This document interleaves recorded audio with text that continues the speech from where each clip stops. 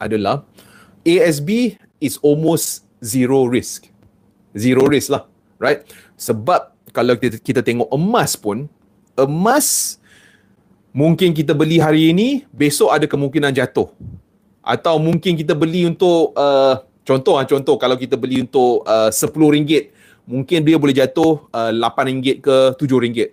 Tetapi dalam jangka masa panjang, emas selalu, kelaziman emas naik tu agak-agak tinggi lah. Sebab yalah, kalau kita tengok carta jangka masa panjang kan, like I said, 80% in 5 years.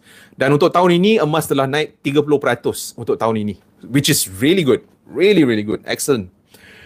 So sekarang ini kita banding lah. So I'm going to talk about the other two assets lah.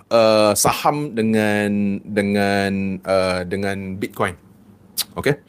So right now, kalau kita banding